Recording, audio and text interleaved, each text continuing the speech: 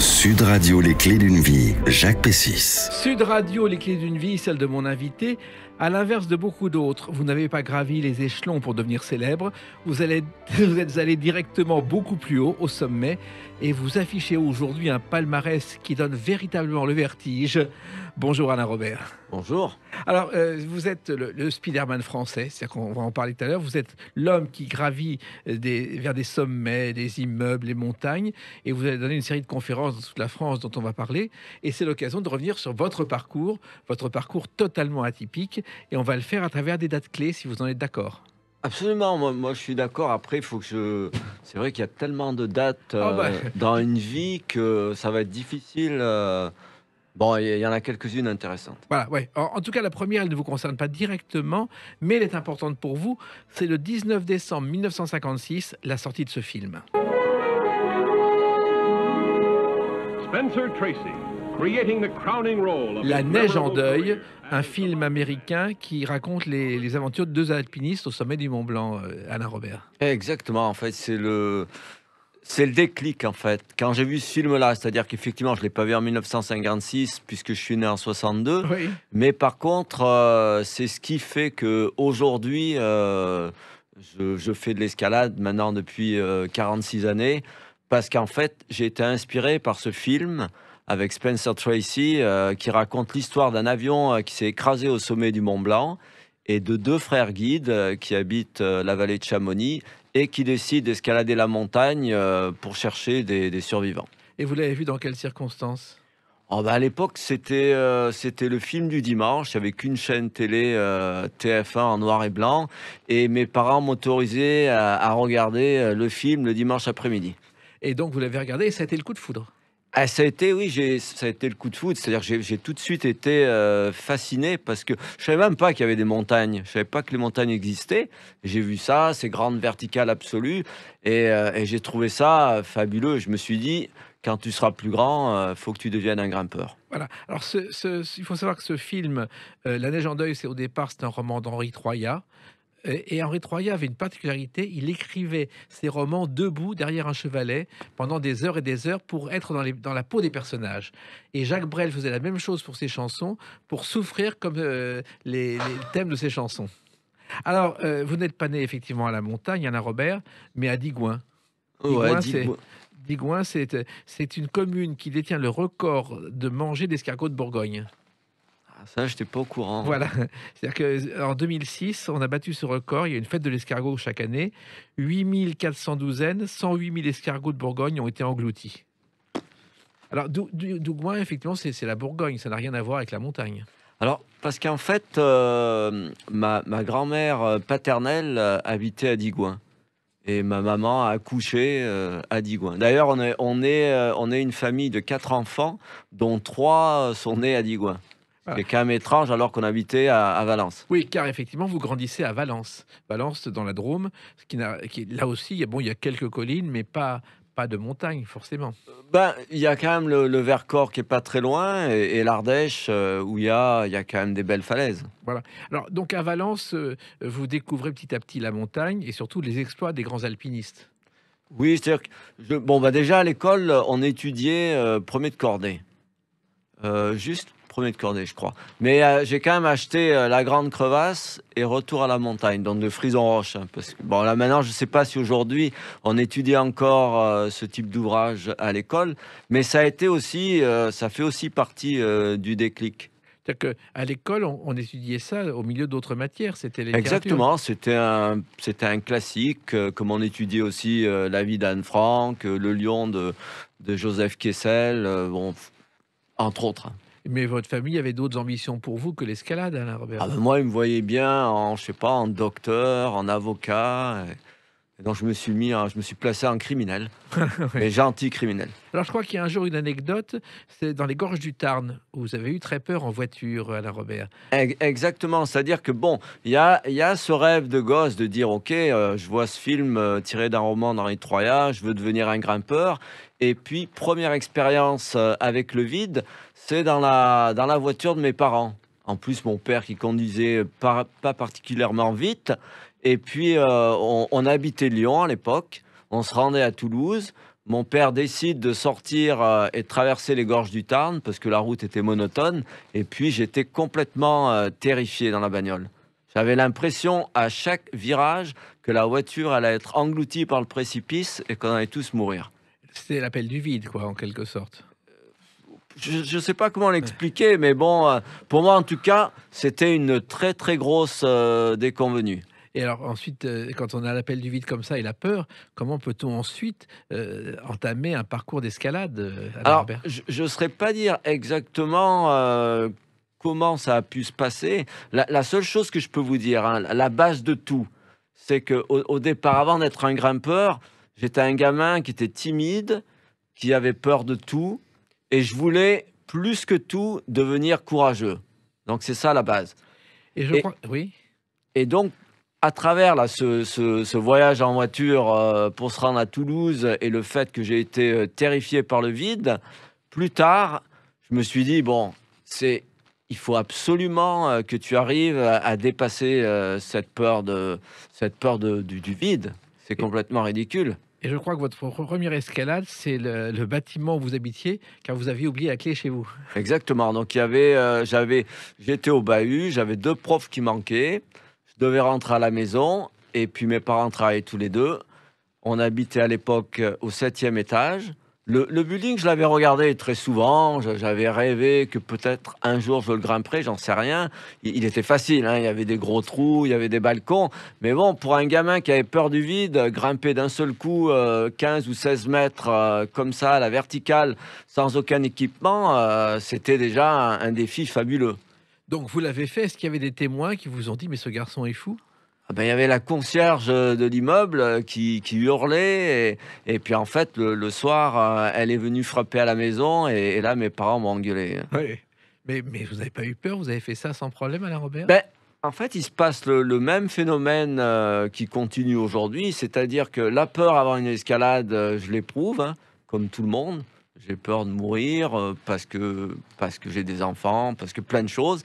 Et puis, une fois que je commence à grimper, toutes mes peurs parasites, je les mets de côté. Et puis là, je me concentre sur mon ascension. Et ce qui vous a beaucoup aidé lorsque vous étiez adolescent, je crois, Alain Robert, c'est le scoutisme. Ben, le scoutisme, pourquoi? Tout simplement parce que quand j'ai commencé à faire de l'escalade, j'étais trop jeune. Donc, j'avais pas la possibilité de passer par les véritables instances comme le club alpin français. Il fallait avoir, je crois, 16 ans. Il n'y avait pas de mur d'escalade, hein. Aujourd'hui, on a l'impression que ça a toujours existé, mais c'est quelque chose qui est quand même assez récent, hein, dans l'histoire de l'escalade. Donc, par le biais du scoutisme, j'ai rencontré un pote, Pierre, qui ensuite est devenu gendarme de haute montagne, et il avait la même passion. Il voulait faire de l'escalade, et on a commencé à parcourir toutes les falaises des alentours de Valence. Donc, d'un côté l'Ardèche et l'autre le Vercors. Et ça a commencé. Alors, il se trouve aussi que vous êtes un peu informé et vous avez lu les ouvrages sur les grands alpinistes contemporains, Bonatti, Messner. Et il y a aussi, on l'a un peu oublié, c'est Edmond Hillary qui a gravi, pas à main nue, mais qui a gravi l'Everest. C'est aussi des genres d'exploits qui devaient vous toucher. Oui, alors c'est un grand bonhomme d'ailleurs que j'ai rencontré parce que j'avais un film au festival de Torelló en Espagne où j'ai été primé et il y était en tant qu'invité et c'était un grand gabarit, très très gentil, néo-zélandais. Voilà. La conquête de l'Everest, d'ailleurs, c'était un débutant écrivain qui l'a signé en 8 jours pour rendre service à un éditeur. Il s'appelait Henri Verne et c'est comme ça qu'est né Bob Moran ensuite, un autre aventurier. Alors, finalement, ce sport de l'escalade, c'est un sport qui, avant vous, était assez méconnu, Alain Robert. Ben, c'est vrai que ça n'a jamais eu quand même trop la cote au niveau des médias parce que on comprenait peut-être pas tellement les règles. Là, pour la première fois, il n'y a pas très longtemps, l'escalade était présente aux Jeux Olympiques, avec probablement pas mal d'erreurs, parce qu'ils ont décidé de choisir une formule escalade en bloc, escalade de difficulté, et de mêler la vitesse, alors que la vitesse, c'est complètement à part. Donc c'est ridicule de donner un classement final avec une discipline qui est assez peu pratiquée en définitive. Oui, mais une discipline que vous avez apprise, vous avez pu après entrer dans un circuit, c'est pas évident. Est-ce que ce circuit existe? Il y avait beaucoup de gens qui pratiquaient l'escalade à l'époque, Alain Robert. Ben, il y a toujours quand même pas mal de gens qui font de l'escalade. C'est simplement que c'est pas particulièrement populaire, en tout cas sur un plan médiatique, journalistique ou télé. Et ça s'apprend petit à petit? Ah ben, l'escalade, c'est quelque chose. En fait, on démarre en bas et puis c'est comme une échelle. On gravit des niveaux, hein. Alors, c'est un sport théoriquement réservé aux hommes, mais je sais qu'il y a aujourd'hui des femmes qui font de l'escalade. Oh oui, aujourd'hui même, on peut dire que les femmes sont pratiquement aussi fortes que les plus forts grimpeurs, hein. Eh bien, écoutez, c'est tout le bonheur qu'on leur souhaite. On va maintenant continuer à parler de vous dans quelques instants à travers une autre date, le 23 octobre 1993. À tout de suite sur Sud Radio avec Alain Robert. Sud Radio, les clés d'une vie, Jacques Pessis. Sud Radio, les clés d'une vie. Mon invité Alain Robert, le roi de l'escalade, et qui prépare une série de conférences, on en parlera tout à l'heure. Et le 23 octobre 1993, il s'est passé quelque chose. D'après mes archives, Alain Robert, c'est votre première télé. Il y a un reportage dans le journal de Paul Amar à 20h qui fait le portrait d'un grimpeur qui escalade les façades rocheuses en solo et détient le record mondial de la spécialité. Et c'est la première ça, fois. oui. Car c'est la première fois qu'on vous voit. On vous voit avec des soleils, des lunettes de soleil d'enfant qui reflètent votre image. Vous vous souvenez de ce reportage? Ouais, je m'en rappelle très bien. C'était la première fois. Ben oui, c'était ma première télé et c'est vrai que je trouvais ça déjà très étonnant que le monde du journalisme s'intéresse à moi et à l'escalade en particulier. Et on était venu chez vous. Alors je crois que vous aviez un mur et vous vous entraîniez sur le mur. Ouais, mais en fait, ça faisait quand même déjà un certain temps que je m'étais fait un petit mur d'escalade à la maison. Et moi, ça me permettait, les jours où la météo était pas bonne, de continuer à parfaire mon entraînement. Oui, car il faut s'entraîner tous les jours pendant des heures. Ouais, ça reste quand même un exercice quasiment journalier, hein. Il faut y passer quelques heures, un peu moins maintenant parce qu'en vieillissant, j'ai quand même levé le pied, mais je continue quand même à faire des trucs de temps à autre. Oui, et puis vous avez les mains enduites de craie. Dans ce reportage, on voit des boîtes de craie à n'en plus finir. Oui, en fait, c'est de la magnésie qui s'appelle. Je me rappelle plus le nom exact, le nom scientifique. Mais on pouvait l'acheter en pharmacie d'ailleurs à une époque, la magnésie. Et c'était important pour s'accrocher? Oui, parce qu'en fait, ça améliore. En fait, c'est juste contre la sudation, hein. Donc, il n'y a rien de miracle, hein. C'est pas parce que vous mettez les doigts dans la magnésie que ça colle et que vous devenez un gecko. Alors, à l'époque, effectivement, on parle peu de ce sport. Il y a eu une série télé, je ne sais pas si vous la connaissez, Alain Robert, La Voix Jackson, de Gérard Herzog, le frère de Boris Herzog, avec Marie-Josée Neuville, qui avait fait une carrière de chanteuse avant. Et ce film est l'une des rares séries qui se passe dans la montagne avec des escalades. Ça me dit quelque chose, mais c'est un peu vague quand même. Alors, ça veut dire aussi un entraînement au départ. Quand vous avez commencé, ça n'a pas été simple, parce que les premières escalades, c'était des efforts monstrueux. En fait, surtout, c'était pas simple parce que j'avais pas de repères. Donc l'escalade, j'étais pas confronté à des gens qui connaissaient l'escalade. Moi, les seules choses que je savais par rapport à la grimpe, c'était ce que j'avais lu dans les livres de Bonatti, de Maison ou Lionel Terré. Voilà. Mais en même temps, il n'y avait pas d'école spécialisée pour apprendre ce genre de choses. Il y avait rien du tout. Les murs d'escalade comme on connaît aujourd'hui, il y en a à peu près partout. Il y en a plusieurs dans les petites villes et dans les grandes villes, je ne sais combien. Donc c'était en fait un sport complètement nouveau. Pour moi, d'ailleurs, l'escalade n'a jamais été un sport. Pour moi, l'escalade, c'est une aventure de vie. Une aventure de vie avec ses risques, car je crois que en 82, vous avez eu 2 accidents qui ont très mal fini, mais qui auraient pu vous empêcher de continuer à pratiquer ce sport, Alain Robert. Absolument. Il y en a eu un le 18 janvier 1982, qui était déjà pas très bon, qui m'a immobilisé un certain temps avec plusieurs fractures au niveau du poignet droit, fracture du pouce, fracture du nez, fracture du talon droit. Et puis j'ai recommencé quand même à grimper assez rapidement, au début même avec 2 plâtres. Après j'ai fait une infection, on m'avait mis du matériel au niveau de la cheville droite. Et à nouveau, j'étais immobilisé un certain temps. Puis finalement, je me suis remis, j'ai repris mon niveau que j'avais eu avant l'accident. Et là, le 29 septembre 82, patatras, je tombe de 15 mètres, tête la première, donc chute libre. À la base de la falaise, une dalle en calcaire, donc c'est extrêmement dur. J'ai eu la chance, entre parenthèses, d'atterrir les mains en avant. Donc elles ont complètement explosé, été pulvérisées. J'ai même perdu à peu près 45% de mon sang, puisqu'en fait la peau a été déchirée, la chair, tout. Et puis ensuite, c'est les deux coudes qui ont aussi éclaté. En fait, mes avant-bras ont servi comme des amortisseurs. Et finalement, la tête a frappé. Et puis, alors c'était moindre, mais j'ai quand même fait un coma de 6 jours, qui ensuite, par la suite, a entraîné un problème de l'oreille interne gauche, donc ce qu'on appelle le vertige, avec du vertige giratoire, ou des fois pas giratoire, mais bon, un truc très embêtant quand on veut faire de l'escalade. Oui, et en plus, je crois que c'était un nœud qui était mal fait ou qui s'est défait. Oui, en fait, j'étais sur une falaise, j'avais fait tout un tas d'escalades en solo. Il y a un groupe de jeunes qui arrivent avec des moniteurs d'escalade.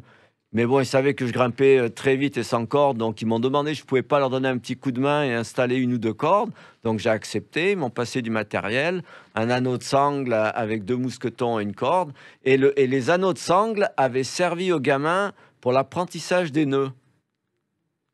Et moi, j'ai installé ça sans regarder particulièrement si le nœud était bien fait ou pas, parce que tout nœud qui est fait, normalement, est censé être bien fait. Et puis, au lieu de redescendre sans corde, je me suis dit, ah bah tiens, il y a une corde, je vais m'en servir, t'es fatigué. Et puis, dès que je me suis penché, dès que la corde a été en tension, le nœud a lâché. Et les médecins ont dit, il ne pourra plus jamais grimper. Oui, alors un grand chirurgien français, un chirurgien de la main, qui lui, il avait à l'époque, il m'a dit, ça fait 15 ans que je suis chirurgien. Et il m'avait dit, de toute ma carrière de médecine, j'ai jamais vu des poignets aussi explosés que les vôtres.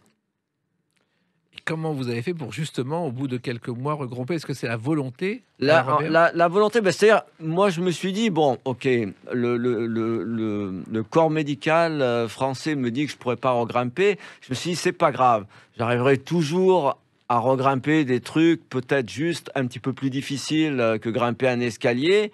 Par exemple, grimper des trucs comme la voie normale du Mont Blanc, tout ça, c'est très accessible. Et donc finalement, j'ai recommencé à grimper des trucs faciles. Et puis tous les jours, j'ai essayé d'augmenter un tout petit peu le niveau de difficulté. Je m'entraînais davantage, etc. Et 2 ans plus tard, et puis je ne sais combien d'opérations, j'étais devenu plus fort que ce que je l'avais jamais été auparavant. C'est fou ça. Alors, j'en reviens à cette première télé où on explique que vous avez atteint, Alain Robert, le niveau 8. Parce qu'il y a des niveaux comme ça. Oui, alors l'escalade, en fait, aujourd'hui, hein, va de 1 à 9. Et c'est vrai que 30 ans en arrière, je grimpais du 8e degré et sans corde.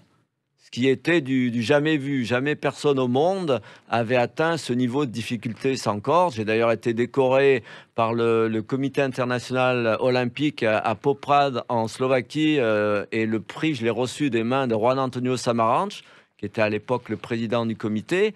Et puis j'ai eu des tas d'autres prix de la performance sportive, dont un aussi m'a été remis par Patrick Edlinger, pour récompenser un film qui justement montrait l'escalade à l'époque la plus difficile jamais réalisée au monde en solitaire. Et quand on atteint le niveau 8, c'est quelle hauteur?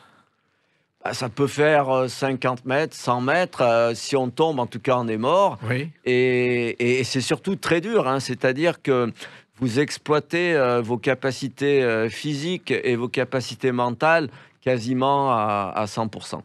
Alors, et votre spécialité à l'époque, et on en parle dans ce premier reportage, c'est le solo intégral. Qu'est-ce que c'est, Alain Robert? Alors, solo intégral, ça veut dire que vous n'avez aucun matériel de sécurité. C'est-à-dire, vous utilisez vos mains, vos pieds et le rocher. C'est tout. Donc, s'il y a un pépin, c'est la chute. Et donc, c'est votre spécialité. Vous êtes devenu l'un des maîtres du solo intégral ensuite, Alain Robert. À l'époque, oui. Puis aujourd'hui, il y a la relève avec, par exemple, Alex Honnold, qui est aussi un ami, qui est américain.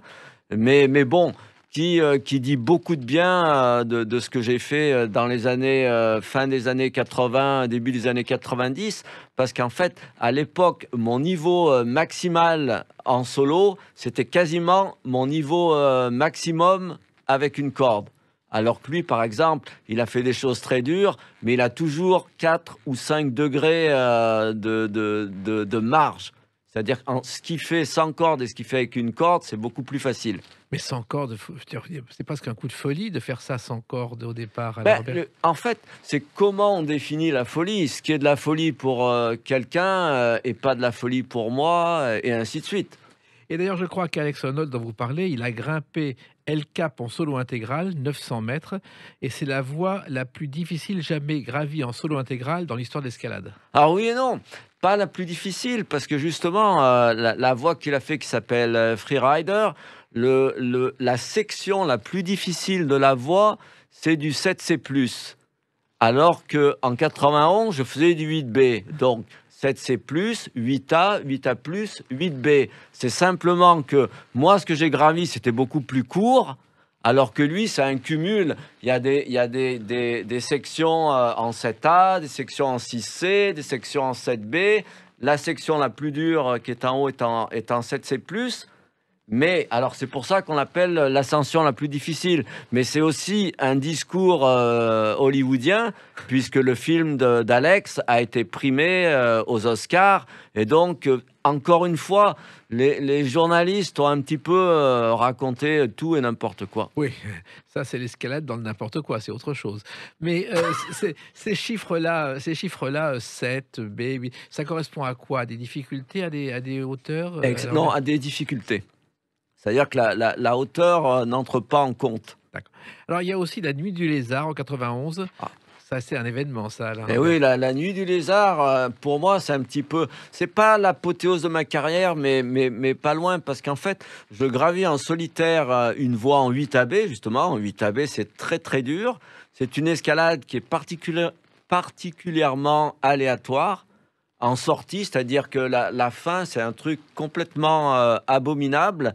Et je me rappelle, tous les ténors de l'époque en escalade l'essayaient, et tout le monde se cassait la figure au sommet. Et donc, l'imaginer sans corde, c'était complètement hallucinant. Et je crois que c'est à Buhout. À Biux, ouais, dans le Luberon, voilà. Voilà. Et c'est là, d'ailleurs, que les hommes se sont installés dès la préhistoire, se cacher C'est dans des exact, cavernes. ouais. Voilà. Ben, je n'étais pas né encore. Non, moi non plus. Écoutez, il y a d'autres dates importantes dans votre vie où vous étiez né. L'une d'entre elles, c'est le 28 février 1997. On en parle tout de suite sur Sud Radio avec Alain Robert. Sud Radio, les clés d'une vie, Jacques Pessis. Sud Radio, les clés d'une vie, celle de mon invité Alain Robert, le Spider-Man français, comme l'on dit, avec des escalades étonnantes et des moments plus difficiles. Bon, on parlera tout à l'heure de ces conférences que vous allez donner dans toute la France, ces 15 conférences. Mais là, j'ai une date, le 28 février 1997. Vous êtes arrêté à Sydney à la fin d'une escalade de gratte-ciel et la police vous emmène devant les caméras de la télévision. Ouais, c'est le Center Point Tower. En fait, c'est une espèce de tour avec des câbles énormes. Le diamètre faisait à peu près 20 ou 25 cm. Et ouais, c'était une escalade fabuleuse. La police est un peu dure parce que c'est la police australienne. Tout ce qui est un petit peu anglo-saxon, et ils rigolent pas beaucoup avec ce genre d'exploit, entre parenthèses, qui se fait de façon illégale. Oui, c'est-à-dire que vous avez souvent fini au poste pour des raisons d'illégalité? Alors oui, j'ai été arrêté en tout dans ma vie à peu près 120, 130 fois. Et puis parfois avec des séjours en prison, Ah bon des procès, j'ai reçu même des coups de poing par la police, des coups de pied. La police, elle fait des trucs des fois pas très cool, quoi. Mais pourquoi? Parce que, en fait, il y a des gens pour qui le droit chemin, c'est pas le même que le mien, quoi. Voilà. En fait, 3 ans plus tôt, vous aviez commencé, je crois, l'escalade des gratte-ciel grâce à un sponsor. C'était une autre spécialité, Alain Robert. Voilà, donc je suis passé. En fait, après toutes ces escalades que j'ai gravies en 8e degré, j'ai commencé à être remarqué par des boîtes qui m'ont proposé de grimper sur des gratte-ciels. Alors au début, je me suis dit, ils sont fous ces mecs. Et puis ils m'ont payé un voyage aux États-Unis, donc 4 grandes villes, New York, Chicago, Dallas, Houston. Et là, j'ai découvert qu'il y avait un potentiel extraordinaire.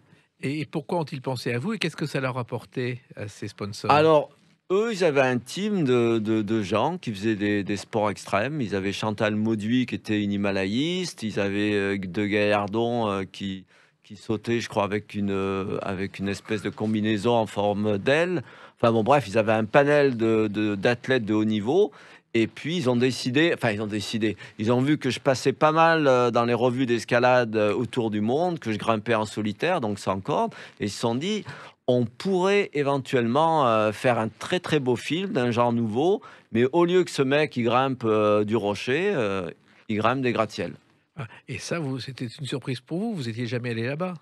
Bah, déjà, j'étais allé, mais grimper du rocher, donc, mais c'était surtout en fait de penser, imaginer grimper des gratte-ciels.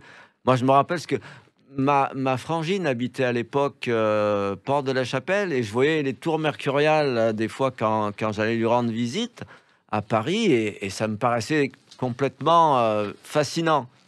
Ils font que 100 mètres de hauteur. Bon, ils sont quand même sont pas petites, mais et c'est vrai que je pensais jamais à aucun moment qu'on pouvait grimper des gratte-ciels comme ça à main nue. Alors, justement, ça se prépare. Comment? D'abord, on choisit le gratte-ciel, le pays, et comment ça se prépare? Parce que c'est totalement illégal, Alain Robert. Alors ça se prépare de façon clandestine, c'est-à-dire des repérages la nuit, essayer de grimper quelques mètres, regarder à la jumelle, regarder un petit peu comment fonctionnent les équipes de sécurité, quand il y a des changements. Alors, en fait, c'est tout un calcul. C'est-à-dire que les équipes de sécurité, bon, il n'y avait pas encore le plan Vigipirate dans le monde entier, les terroristes, c'était presque plus facile, voici quelques dizaines d'années qu'aujourd'hui. Oui, c'était plus cool parce qu'en fait, c'est vrai qu'après, on a commencé à associer les buildings au terrorisme. Alors qu'à l'époque, bon, les buildings, c'était les buildings. Il y avait toujours de la sécurité parce que c'était normal. C'est des gros groupes en général qui occupent ces grandes tours comme la tour Sears et tout ça. Et c'est surveillé. Mais bon, aujourd'hui, ça l'est beaucoup plus. Voilà. Et au départ, comment on sait qu'on peut gravir ce building à main nue pratiquement?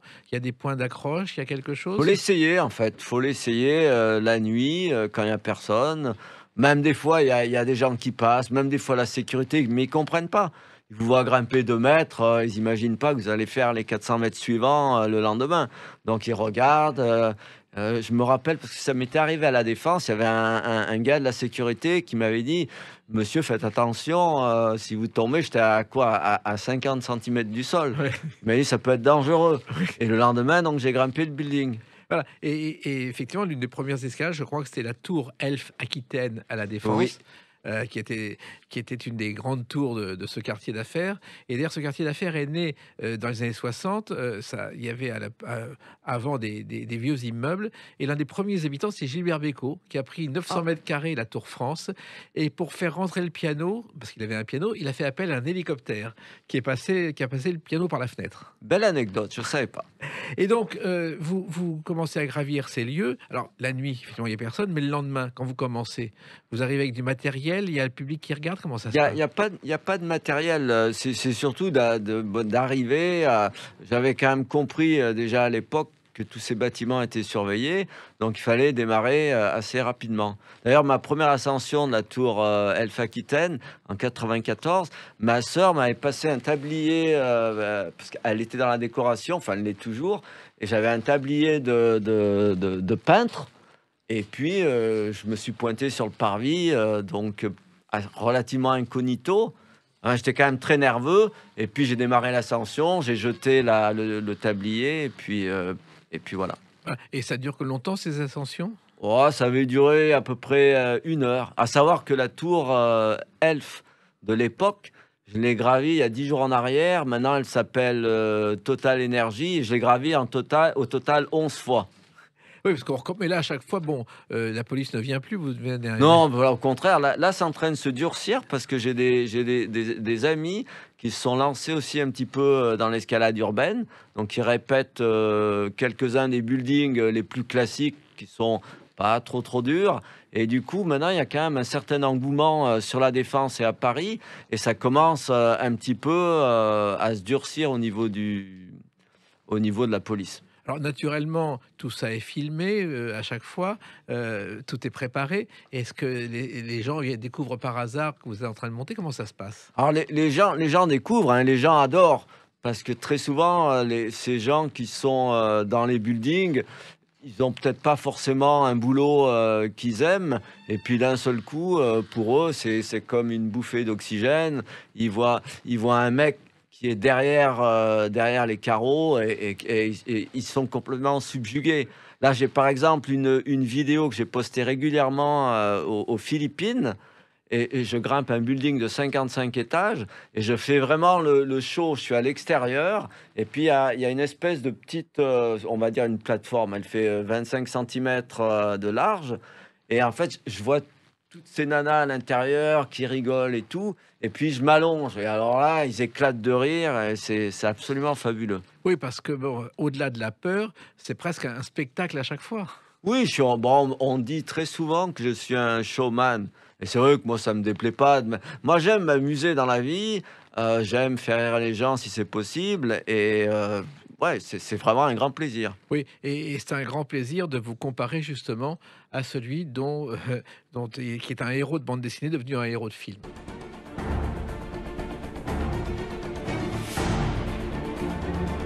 C'est venu comment cette comparaison avec Spider-Man, ce surnom de Spider-Man français, Alain Robert? Alors ça, c'est les Américains.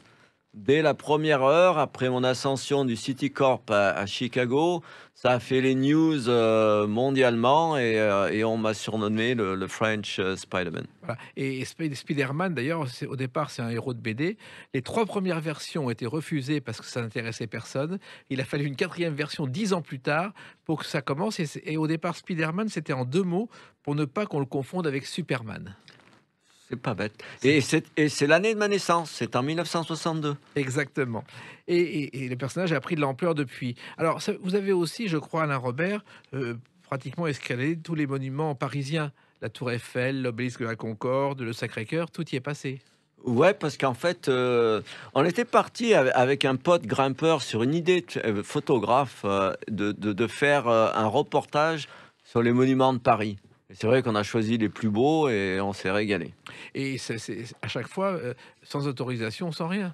Comme d'habitude, voilà. Bon, l'Obélisque de la Concorde, c'est presque plus facile à gravir que la Tour Eiffel ou... Ah non, c'est beaucoup plus difficile que la Tour Eiffel, hein. La Tour Eiffel, c'est une grande échelle de 300 mètres. Aujourd'hui, la difficulté majeure de la Tour Eiffel, c'est toutes les vitres qu'ils ont mis autour et tout le système de protection. Vigipirate. Ouais. Et la Tour Montparnasse? La tour Montparnasse, je l'ai gravie 4 fois. Elle est aussi relativement facile. La première fois, c'était 95, 96, je l'ai refaite, 2004 et 2015. Et pourquoi plusieurs fois? Oh, bah parce que elle est belle, la tour Montparnasse, et que ça m'a toujours fait plaisir Je l'ai faite aussi, la dernière fois, en fait, c'était en soutien aux victimes d'un tremblement de terre au Népal. Oui, car vous travaillez aussi beaucoup, Alain Robert, au profit d'œuvres caritatives.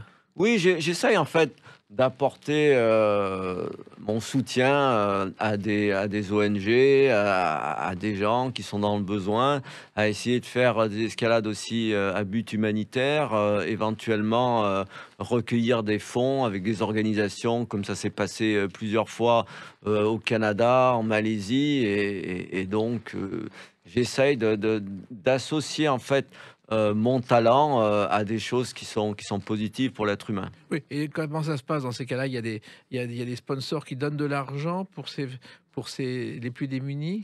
Alors, en fait, c'est souvent des ONG qui, elles, recueillent l'argent. Je ne sais pas exactement comment ils gèrent leur truc, mais effectivement, il y a des gens qui font des donations. Là, par exemple, j'avais fait un truc il y a combien? Il y a 2 ans et demi en arrière, j'avais grimpé par rapport à la cathédrale Notre-Dame de Paris. Et donc, mon sponsor avait fait un chèque de quelques milliers d'euros. Oui, et avant l'incendie de Notre-Dame. Ouais, alors, on m'avait rappelé ensuite, CNN m'avait contacté, à Bali, parce que j'habite en Indonésie et il m'avait demandé s'il y avait un rapport, entre mon ascension justement, pour la réfection de la cathédrale de Paris et ce qui venait de se passer. C'était pas le cas du tout. Ah, pas du tout, non. Vous avez fait ça bien avant. Ouais, c'était quoi? Il y a 2 3 mois auparavant. Et puis la tour de TF1, ça, comme médiatisation, on peut pas rêver mieux. Vous l'avez aussi escaladé, Alors à la c'était très marrant parce que en plus j'étais allé taquiner, la sécurité du building, la veille et ils ont failli me choper et heureusement je me suis pointé au pied de la tour, avec, 2 collègues. Il y a un molosse de la sécurité, qui s'est jeté sur moi, mais j'avais déjà décollé, hein, et donc il a pu m'attraper que par les chevilles et je tirais tellement sur la structure et d'un seul coup, mon pied s'est libéré et j'ai pu terminer mon ascension. Mais je savais pas que c'était mes potes qui avaient fait lâcher le mec. oui, c'est Et en fait, une fois que j'ai été arrêté, j'ai discuté avec le commissaire et il m'a dit, bon, TF1 veut porter plainte, pour voie de fait. Il m'a dit ça, on oublie, on classe. Et puis, ça s'est passé très, très bien. Et plus tard, j'étais invité par Corinne Bouygues, Martin Bouygues, Étienne Moujotte. Il y avait tout bon, tout ça. Et on avait fait un apéritif, un truc sympa. les patrons de TF1. Bah, tout ça, vous l'évoquez dans cette conférence qu'on va évoquer, nous aussi, à travers une date, le 1er décembre 2021. À tout de suite sur Sud Radio avec Alain Robert. Sud Radio, les clés d'une vie, Jacques Pessis. Sud Radio, les clés d'une vie, celle de mon invité, Alain Robert. Alors, on escalade justement du côté des dates.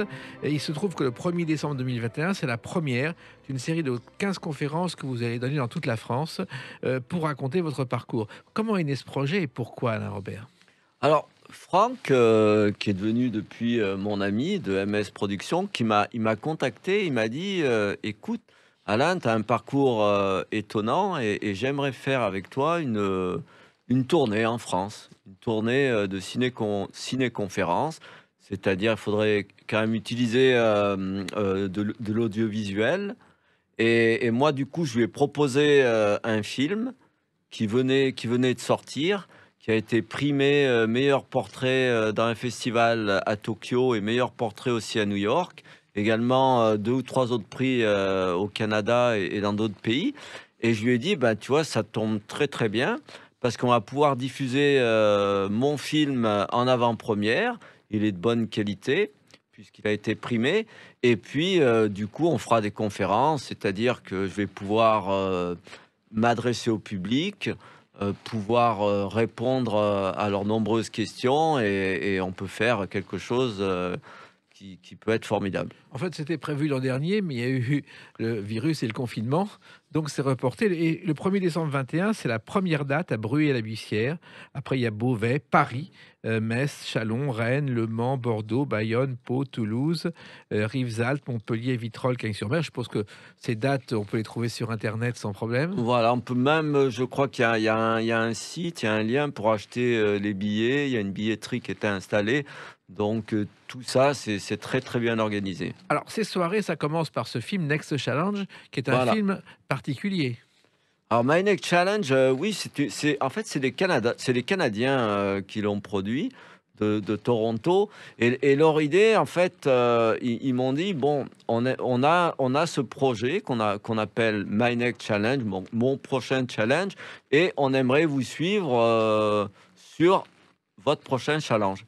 Et donc, pour moi, c'était d'aller grimper un building, à Makati, aux Philippines. Et ils vous ont suivi. Et donc, ils m'ont suivi. Ils sont d'abord venus à la maison à Bali, ils m'ont filmé un petit peu, dans ma famille. Et puis, ensuite, on est parti sur les Philippines. Et puis là, j'ai commencé à repérer le building, découvrir qu'en fait, la sécurité, ils avaient des mitraillettes et tout. Je me disais, oula, comme c'est le pays de Duterte, là, le président, philippin, qui est pas très commode, qui a donné, carte blanche aux militaires pour tirer à vue. Donc je me disais, bon, c'est peut-être finalement, c'est peut-être chaud. Et puis finalement, je l'ai fait, quoi. Et la sécurité vous a fichu la paix, on vous a pas tiré dessus? Non, oui, ça s'est même passé super bien. J'ai été en détention. On m'a fait habiller avec le gilet orange, avec le matricule et tout ça. Et puis, ensuite, le général, de police qui connaissait quelqu'un que je connaissais, mon avocat. Il m'a fait venir dans son appartement qui était à l'étage. Et là, j'étais en civil. J'ai des potes qui m'ont amené du champagne, de la pisse saladière. Et en fait, j'ai fait ma détention dans l'appartement. C'est fou. C'est que finalement, à chaque fois, on vous arrête, mais maintenant, on vous connaît et ça se passe plutôt bien. Ben, il y a des rebondissements de situation qui sont exceptionnels, comme en Malaisie en 97, où je me fais arrêter, je me fais traiter comme un voyou par la police, et ensuite je suis invité par le roi et la reine de Malaisie. Donc c'est fabuleux. Mais est-ce que tout ça peut pas devenir légal finalement, Alain Ça, Robert? ça peut l'être, ça l'a été. Hein. J'ai fait beaucoup d'ascensions officiellement, entre autres le Burj Khalifa à Dubaï, qui est le gratte-ciel le plus haut du monde, qui fait 828 mètres, que j'ai gravi en 2011. Et il y avait Sheikh Mohammed, le Premier ministre, qui était à la base du building. Il y avait une estrade qui avait été installée avec un écran gigantesque.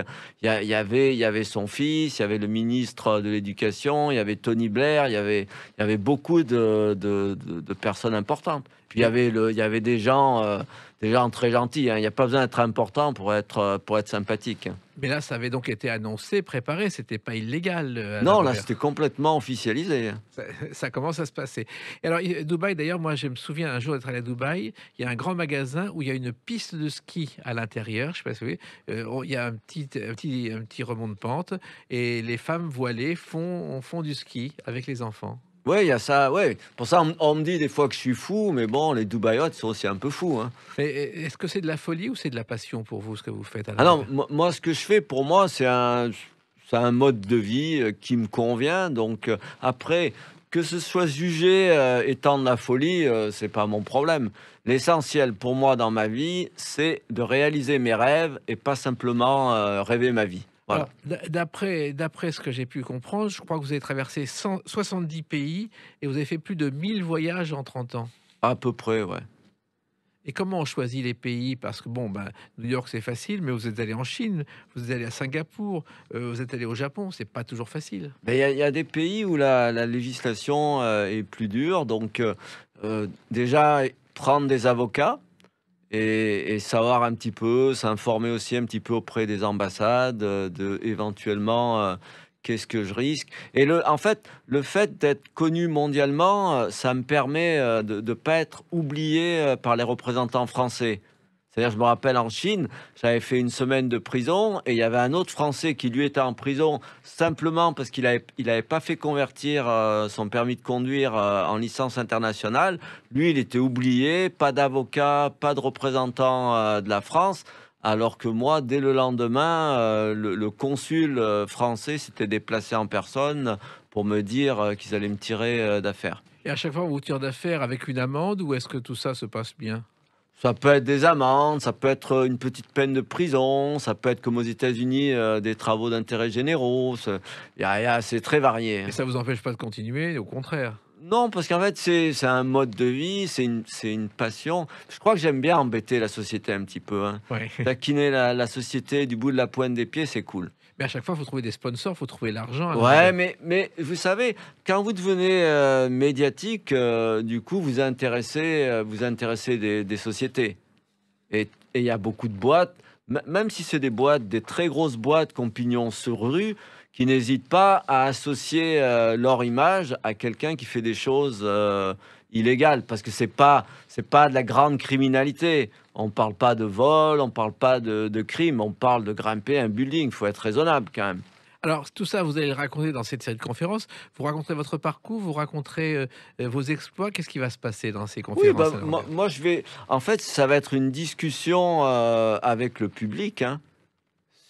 En général, le public a toujours énormément de questions à me poser. Les gens aiment bien comprendre le pourquoi et le comment des choses.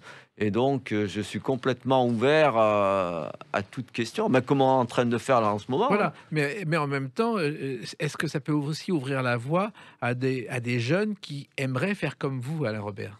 Ah, complètement. Et puis, je dirais pas que c'est tant mieux. Je dirais que c'est juste que c'est de proposer des choix différents à la jeunesse.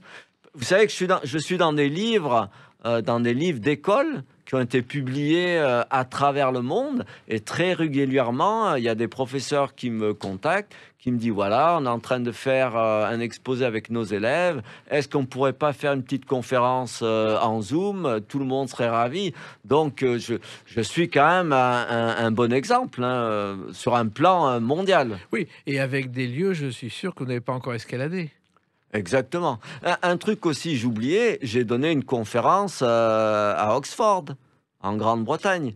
Ils m'ont envoyé une très belle lettre. Ils m'ont dit si je pouvais leur faire l'honneur de faire une conférence qui durait 1 heure et demie, qu'ils avaient invité précédemment le Mahatma Gandhi, le Dalai Lama, Bill Clinton, etc. Et puis donc, qu'ils seraient enchantés si je pouvais leur faire le plaisir de donner une conférence. Et vous êtes allé, bien sûr. Oui, alors. bien sûr. Puis c'était génial.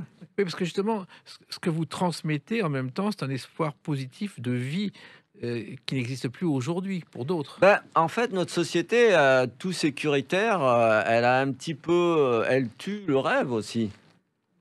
Je veux dire, quand vous voulez être à fond dans la sécurité, ben, vous pouvez plus rien faire. Exactement. Alors que là, vous Là, on prenez- a un coup de Covid, du coup, les premiers choix, ça a été de dire aux gens, restez à la maison. Au lieu de leur dire, comme Raoult, il y avait un médicament qui marchait très bien, qui marche très bien, la chloroquine. Au lieu de soigner les gens, on leur a dit, prenez du Doliprane et mourrez chez vous. Voilà, c'est autre chose. Donc vous continuez à vivre. Alors il se trouve que vous avez une femme et 4 enfants. Pour votre femme, c'est quand même pas facile à vivre ce genre de choses. Ben, pour ma femme, ouais, ça reste le côté compliqué, mais bon, elle m'a connu déjà en tant que grimpeur, donc je crois pas qu'un individu puisse changer une passion, un chemin de vie. Hein. C'est plus qu'une passion, c'est vraiment un chemin de vie. Ça se modifie pas. Et vous pensez toujours à la vie plutôt qu'à la mort. Ah, moi, je suis un éternel positif, mais bon, ça veut pas dire. Je ne sous-estime pas les obstacles. Hein. C'est-à-dire, je me prépare physiquement, je me prépare éventuellement sur l'objectif prochain. Donc, je fais pas les choses comme ça. Tranquillement, je marche dans la rue et puis d'un seul coup, je suis pris d'une impulsion et je me mets à grimper. Non, c'est pas comme ça. C'est un gros travail de préparation. Exactement, c'est un travail d'une vie. Hein. Alors et vous vivez aujourd'hui non plus en France, mais à Bali. Pourquoi, Alain Robert? Ben, parce qu'en fait, j'ai rencontré une nouvelle personne et puis voilà, du coup, j'ai atterri à Bali. Et il paraît qu'à Bali, la vie est heureuse parce que les gens sont souriants et on mange pour pas cher et qu'il y a beaucoup de touristes qui en profitent. C'est très vrai. Alors d'abord, les gens sont souriants, à savoir que le français a une réputation d'être très mécontent, très grincheux. Et c'est vrai qu'en Indonésie, les gens sont particulièrement gentils. Très simple, les gens vivent très simple, très simplement. Il n'y a pas à savoir qu'il n'y a pas d'aide sociale en Indonésie. Alors des fois, on peut se poser la question, est-ce que c'est pas finalement nos pays très riches qui sont dans le faux? Moi, pour avoir parcouru la planète en long et en large, j'ai retrouvé beaucoup plus de gentillesse, de fraternité dans les pays en voie de développement que dans les pays riches. Oui, et puis en même temps, les années passent, le corps vieillit, vous irez le plus longtemps possible, vous irez le plus loin le plus longtemps possible. Alain Voilà, Robert. ben, on pourrait dire que je vivrai jusqu'à ma mort Oui. sans se tromper. Et puis, je vais essayer de continuer à faire de l'escalade tant que je peux. Hein. Mais on peut, avec les années, le corps peut résister, on peut en faire toujours autant. Bah, là, regardez, j'arrive pratiquement à 60 ans. J'ai grimpé la tour totale il y a une dizaine de jours en arrière. C'est quand même 190 mètres d'escalade. C'est pas une escalade très dure, mais c'est pas non plus une escalade très facile. Et là, j'ai un pote, Marc Battard, qui a fait l'Everest en 23 heures. Il y a quoi? Il y a une vingtaine d'années sans oxygène. Et là, pour ses 70 ans, il remet ça. Voilà. Et vous avez, je crois, un projet de film dans les gorges du Verdon. Ça, c'est aussi quelque chose qui vous tient à cœur, Alain Robert. Alors en fait, je travaille sur un projet de film avec des Américains et il y aura une partie qui sera filmée dans les gorges du Verdon. Voilà. En tout cas, vous êtes, je crois, pour tous un symbole de vie, d'espoir et d'énergie. Et je crois que c'est quelque chose qui vous touche et qui vous donne envie de continuer. Absolument. Je crois que je suis dans la bonne voie à partir du moment où les gens ils me disent tu nous fais rêver, tu nous inspires. On m'écrit régulièrement You are a legend, donc tu es une légende. J'ai quand même énormément de remerciements de gens qui me suivent de partout. Hein. C'est pas simplement des Français, c'est des gens qui me suivent des quatre coins de la planète. Eh ben, en tout cas, on vous suivra dans les 15 villes de France à partir du 1er décembre 21 et j'espère que ça continuera ensuite tout au long de l'année suivante. Ça s'appelle l'Ascension. C'est une tournée de ciné-conférences dans 15 villes de France qu'on trouve sur votre site si on veut y les réserver. Et je pense que beaucoup de gens l'apprécieront parce que les hommes de rêve sont rares aujourd'hui. C'est une très belle conclusion. Merci Alain Robert et puis continuez le plus longtemps possible. Merci. Merci, les clés d'une vie, c'est terminé pour aujourd'hui. On se retrouve bientôt. Restez fidèles à l'écoute de Sud Radio.